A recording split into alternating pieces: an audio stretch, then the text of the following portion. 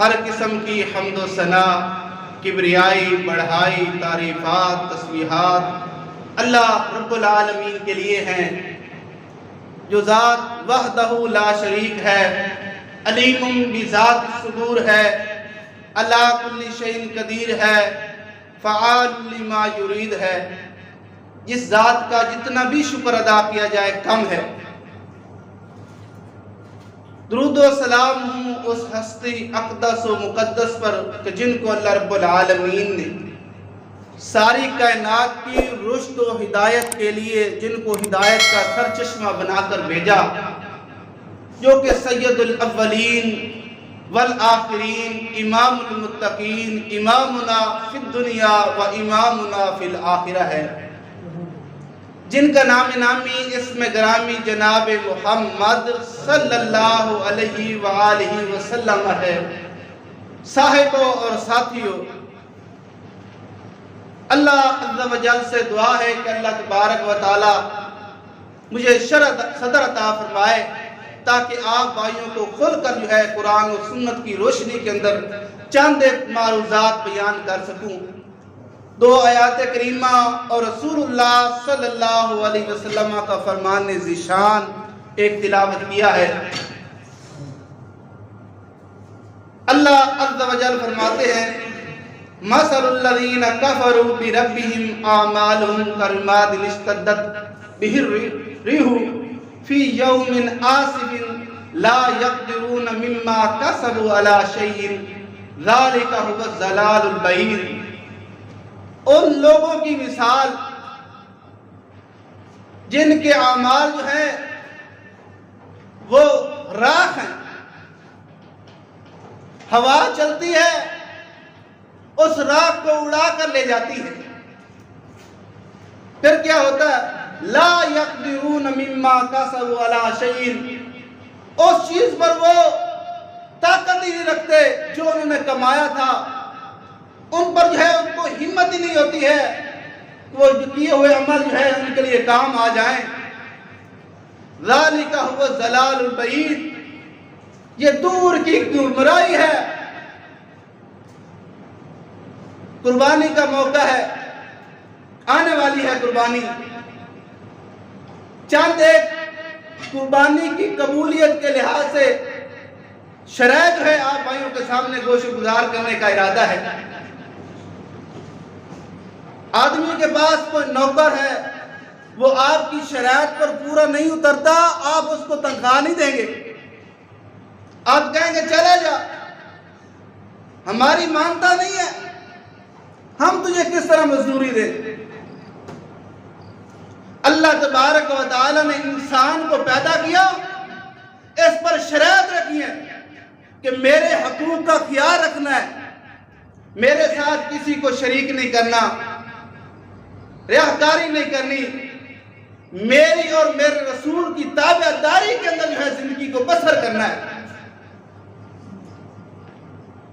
آدمی لاکھوں خرچ کرے، نمازیں پڑھے، زکوٰۃ دے، روزے رکھے، حج کرے، زندگی کے اندر اعمال صالح کی انبار ہو، وہ پہاڑ جتنے عمل کر لے، آدمی کے اندر توحید نہیں ہے تو اللہ کی قسم اللہ کے ہاں کوئی قابل قبول نہیں ہے۔ اللہ عز و جل نے سورۃ ابراہیم کے اندر اس بات کا تذکرہ فرمایا ہے، ان لوگوں کی مثال جو کفر کرتے ہیں، ان کے اعمال وہ راکھ کی طرح ہیں۔ راکھ جو ہے ہوا چلتی ہے، وہ راکھ کو اڑا کر لے جاتی ہے۔ ہوا جو ہے وہ کفر ہے، راکھ وہ عمل جو آدمی خود کرتا ہے۔ جب وہ ہوا کفر والی چلتی ہے، راکھ کو لے جاتی ہے، آدمی کے ہاتھ کچھ رہتا ہی نہیں ہے۔ اور دوسرے مقام پر اللہ عز و جل جو ہے فرماتے ہیں والذین کفروا اعمالهم کسراب بقیۃ یحسبہ الظمآن۔ اللہ عز و جل فرماتے ہیں وہ لوگ جنہوں نے کفر کیا، ان کے اعمال جو ہیں وہ کسراب، دور سے آدمی کو صحرا کے اندر ہو یا آدمی سڑک پہ سفر کر رہا ہو، دور جو ہے آدمی کو اثرات محسوس ہوتے ہیں، کہ پانی ہے۔ پیاسا آدمی وہ سفر کرے پانی کو حاصل کرنے کے لیے، طلب کرنے کے لیے، اپنی پیاس کو ختم کرنے کے لیے وہ سفر کر کے پہنچے۔ اللہ تعالی فرماتے ہیں اذا جاءہ لم یجد شیئا، وہ آدمی وہاں سفر کر کے پہنچے بھی، پیاسا بھی ہو، پیاس کی شدت ہے، کا سراب سامنے محسوس ہوتا ہے کہ پانی ہے، وہاں پہنچا ہے تو کچھ ملتی نہیں ہے۔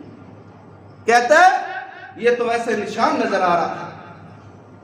جو آدمی کفر کرتا ہے اس کے اعمال بھی بے عینی اسی طرح ہوتے ہیں کہ زندگی کے اندر اعمال بہت زیادہ، لیکن رب کے ہاں قابل قبول نہیں۔ وجہ کیا ہے؟ سبب کیا ہے؟ اس کے جو ہے عقیدے کے اندر کفر شامل ہے، جس وجہ سے اس کو دور سے محسوس ہوتا ہے کہ میں نے اتنے اعمال کر لیے ہیں، وہاں میری پیاس ختم ہو جائے گی، لیکن وہ پیاس ویسے کی ویسی رہتی ہے، وہ دھوکہ ہوتے ہیں، وہ اپنے آپ کے ساتھ جو ہے وہ دھوکہ کر رہا ہے۔ تیسری جگہ پر اللہ تعالی فرماتے ہیں سورۃ نور ہے او کظلمات فی بحر لجٍ یغشاہ موج من فوقہ سحاب ظلمات بعضها فوق بعض، یا ان اندھیروں کی طرح ہے۔ اللہ تعالی فرماتے ہیں آدمی جو ہے گہرے سمندر کے اندر ہو، اوپر سے ایک موج ہے، پھر موج کے اوپر پھر موج ہے، پھر اللہ تعالی فرماتے ہیں اس کے اوپر بادل ہے، اس کے اوپر بادل ہے، یہ تین تہہ بن گئی، ایک جو ہے موج، پھر اس کے اوپر پھر سمندر کی دوسری موج، پھر اس کے اوپر اللہ تعالی فرماتے ہیں سحاب بادل ہے۔ وہ آدمی ہاتھ نکالتا ہے دیکھنے کے لیے کہ ہاتھ نظر آ جائے، اللہ تعالی فرماتے ہیں اس کو کچھ نظر ہی نہیں۔ اسی طرح جو آدمی جس کے عقیدے کے اندر کفر موجود ہے، اس کے کیے ہوئے عمل وہ ظاہراً دیکھنا چاہتا ہے لیکن اس کو نظر کچھ نہیں آتا ہے۔ اسی طرح اللہ تعالی فرماتے ہیں سورہ غاشیہ کے اندر وہ عمل عاملۃ ناصبہ تصلی نارا حامیہ، عمل کر کر کے وہ تھکنا چور ہوں گے، وہ سوچ رہے ہوں گے ہمارے لیے نجات مل جائے گی، عمل بہت کر لیے ہیں، لیکن کیا ہوگا؟ تصلی نارا حامیہ، ان کا ٹھکانہ جہنم ہوگا۔ کیا وجہ؟ ان کے عقیدے ٹھیک نہیں تھے۔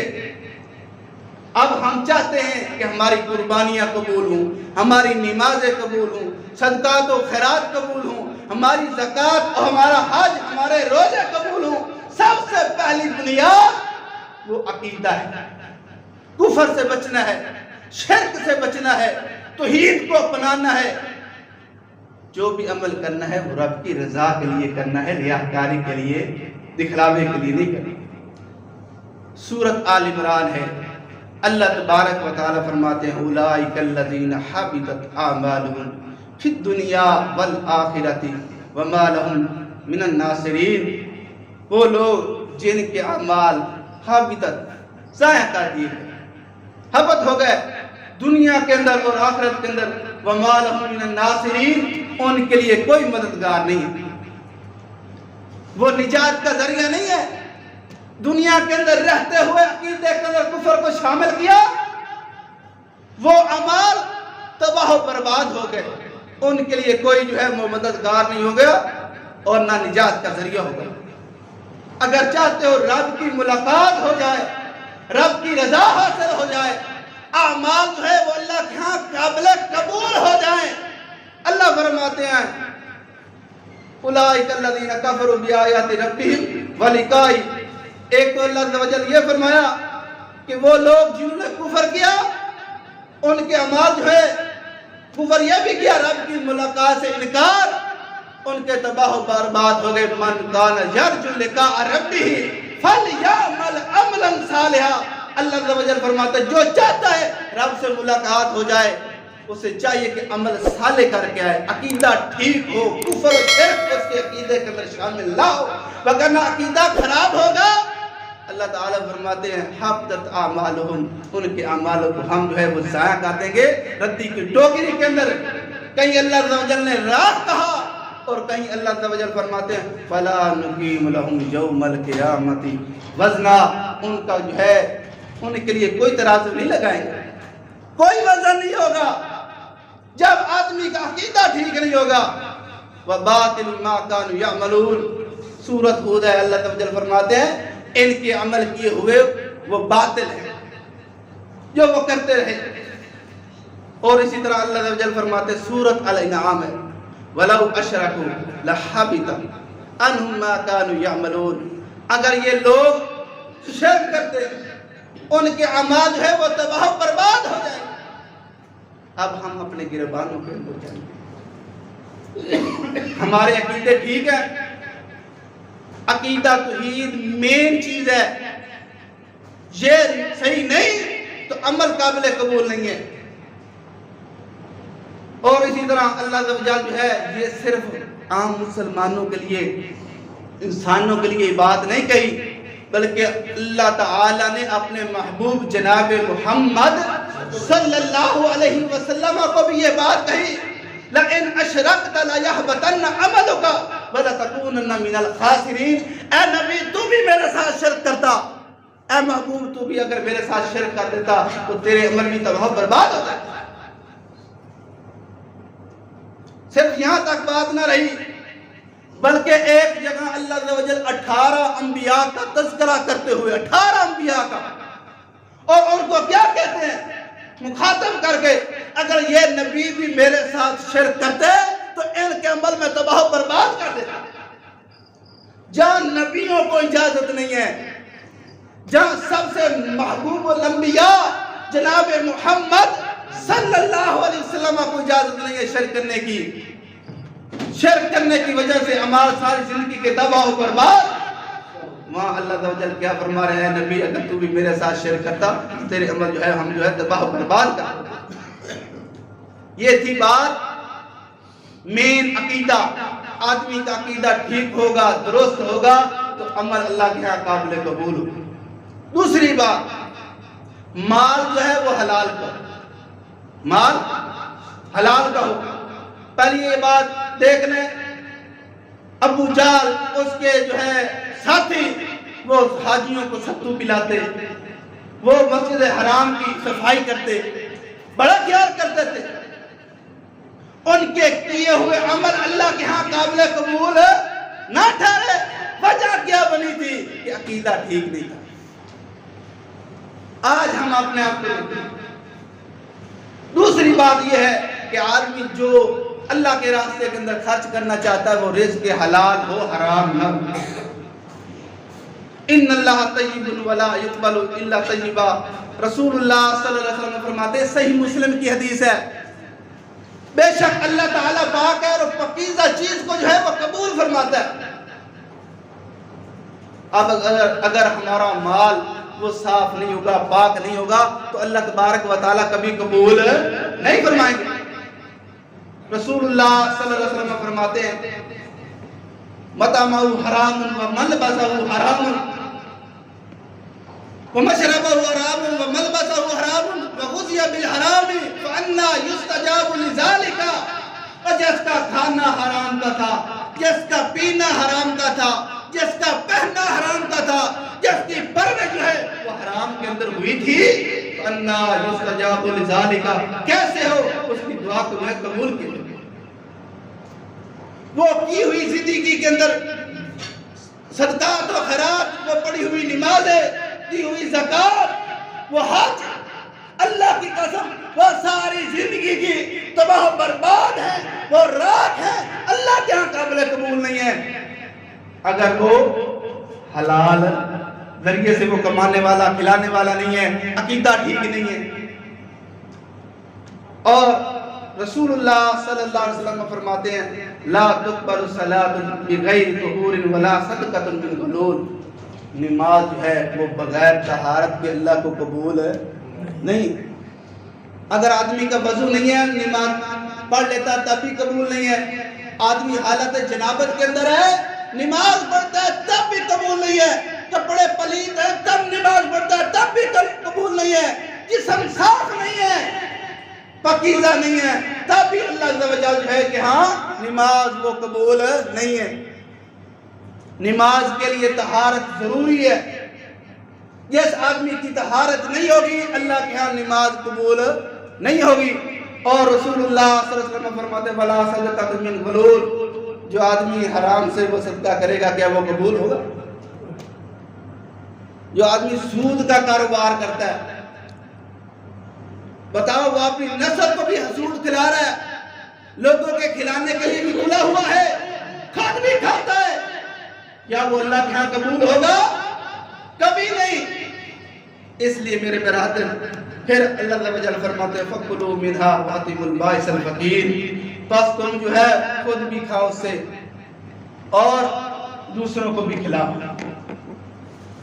اب ہماری عادت یہ ہے کہ جو مال ہم یہ قربانی کریں گے، کچھ لوگوں کی عادت یہ ہوتی ہے وہ ذبح کرتے ہیں، وہ سارا کا سارا گوشت وہ اپنے فریزروں فریجوں کے اندر سٹور کرتے ہیں، دینا ان کے لیے گرا محسوس ہوتا ہے۔ اللہ تعالیٰ کے پیغمبر جناب محمد صلی اللہ علیہ وسلم فرماتے ہیں کہ تم نے خود بھی کھانا ہے تو باعث الفقیر، اور بھوکوں کو بھی کھلانا ہے، مانگنے والے کو بھی دینا ہے۔ ہم اپنے گوشتوں کو سٹور کر لیتے ہیں صرف اپنے کھانے کے لیے، کوئی مانگنے کے لیے آ جائے اور وہ ہمارے لیے بوجھ محسوس ہوتا ہے۔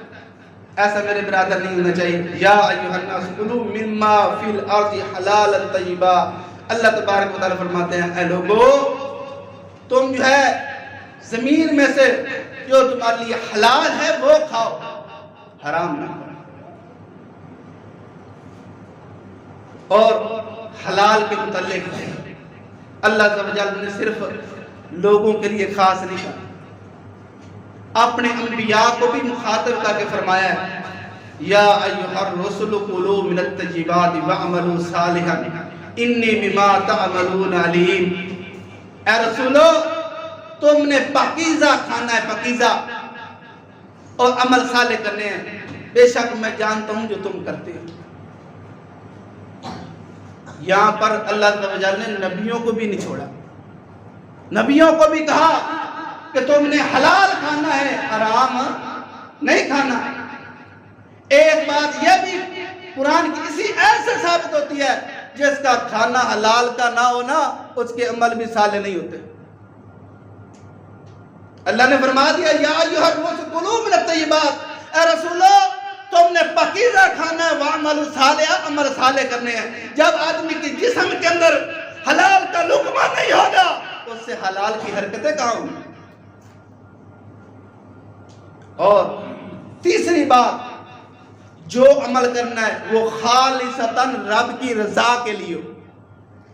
اگر تمہارے دل کے اندر وسوسہ آ جائے دکھلاوے کے لیے چھوڑ دو، کوئی بات نہیں، کام کرو تو رب کی رضا کے لیے، دکھلاوے کے لیے نہ ہو۔ آئیے میں آپ کو حدیث سناتا ہوں۔ مسجد نبی کے اندر معاذ بن جبل رضی اللہ تعالیٰ بیٹھے ہوئے، معاذ بن جبل رضی اللہ تعالیٰ بیٹھے بیٹھے اچانک رونے لگ گئے، اتنے روئے کہ ان کی آواز ہے وہ بلند ہونے لگی۔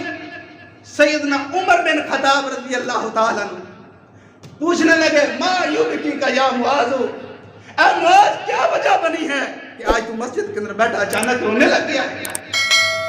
سیدنا معاذ سے پھر پوچھا ما یبکیک یا معاذ، اے معاذ کیوں رونے لگ گئے ہو؟ سیدنا معاذ کہنے لگے مجھے اللہ کے رسول کی حدیث یاد آئی۔ اللہ کی قسم صحابہ کرام کو سمجھیے، دیکھیے ان کی سیرت کو پڑھیے، وہ کس طرح رب سے ڈرنے والے تھے الہیت کے لیے۔ کیا کہتے ہیں حضرت عمر کہتے ہیں فرمائیے کیا سنا تھا؟ سیدنا معاذ بن جبل رضی اللہ تعالیٰ کہتے ہیں کہ رسول اللہ صلی اللہ علیہ وسلم سے میں نے یہ سنا تھا، آپ علیہ السلام فرما رہے تھے کہ دکھلاوا تھوڑا سا ریاکاری بھی شرک ہے۔ اتنی بات پر حضرت معاذ بن جبل رضی اللہ تعالیٰ نے رو پڑی۔ اچانک آج ہم کتنے عمل جو ہیں وہ دکھلاوے کے لیے کرتے ہیں، کئی لوگوں کی قربانیاں دکھلاوے کے لیے، کئی لوگوں کی نماز دکھلاوے کے لیے، کئی لوگوں کا صدقہ کرنا دکھلاوے کے لیے، کئی لوگوں کی زکات دینا دکھلاوے کے لیے، کئی لوگوں کا جو ہے وہ حج کرنا دکھلاوے کے لیے، کئی لوگوں کا عمرہ کرنا دکھلاوے کے لیے۔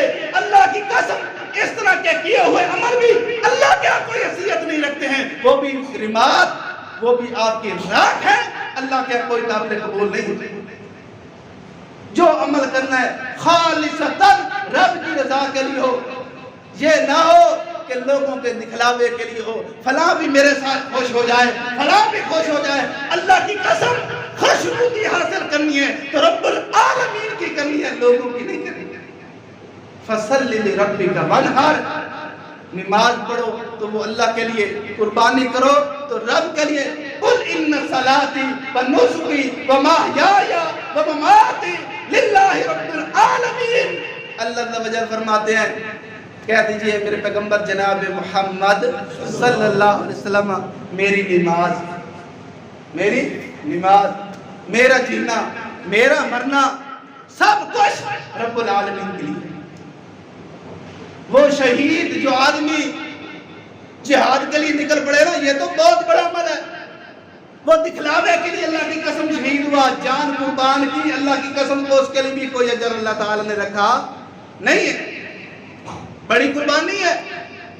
یہی ایک بات اس کے دل کے اندر بیٹھ گئی کہ لوگ کہیں گے کہ یہ بڑا غازی تھا، بڑا جرأت والا تھا، بڑی ہمت والا تھا، اس نے اپنی جوانی جو ہے وہ اللہ کے راستے کے اندر قربان کر دی۔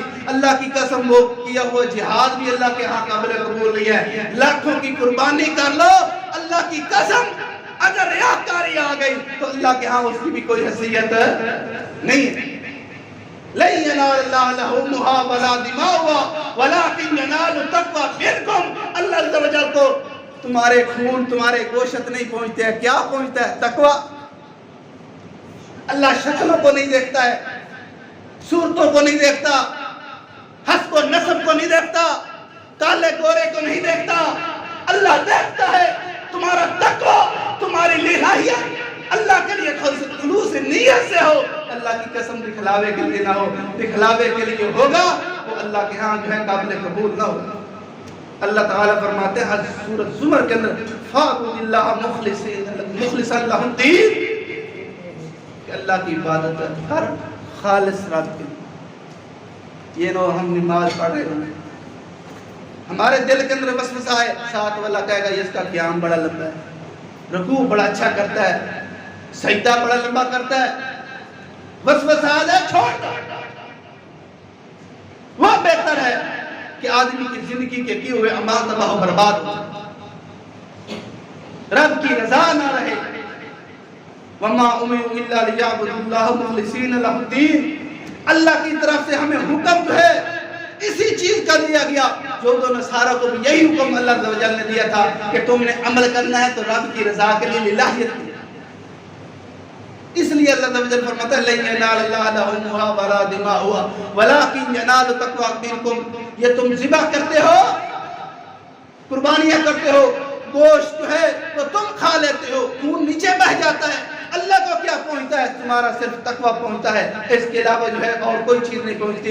انما الاعمال بالنیات وانما لکل امرئ ما نویٰ ومن کانت ہجرتہ الی اللہ۔ اللہ تعالیٰ کے پیغمبر جناب محمد صلی اللہ علیہ وسلم فرماتے ہیں اعمال کا دار و مدار نیتوں پر ہے، اعمال کا دار و مدار نیتوں پر ہے۔ اگر آدمی جو ہے وہ ہجرت کرے اللہ اور اس کے رسول کی خاطر، جس طرح صحابہ کرام نے مکہ سے ہجرت کی مدینہ کے اندر رب کے لیے، اس کے رسول کے لیے، اللہ کی قسم وہ اصل حقیقت ہے وہ مہاجر ٹھہرے، ان کی نیت ٹھیک تھی۔ اگر آدمی کی نیت ہو فلاں گاؤں کے اندر فلاں علاقے کے اندر جاؤں گا وہاں بیوی اچھی مل جائے گی، اس کی نیت وہی رہے گی۔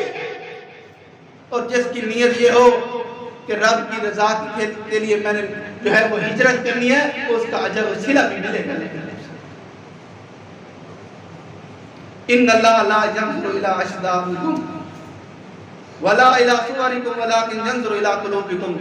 رسول اللہ صلی اللہ علیہ وسلم فرماتے ہیں بے شک اللہ تعالی وہ تمہاری صورتوں کو نہیں دیکھتا ہے، وہ تمہارے جسموں کو نہیں دیکھتا، کیا دیکھتا ہے؟ ولا ينظر الى قلوبکم، وہ تمہارے دلوں کی طرف دیکھتا ہے۔ اب دل کے اندر رب کا ڈر ہوگا، خوف الہی ہوگی، للہیت ہوگی، اللہ کی قسم وہ کیا ہوا عمل اللہ کے ہاں قابل قبول ہوگا، رب کی رضا ہوگی۔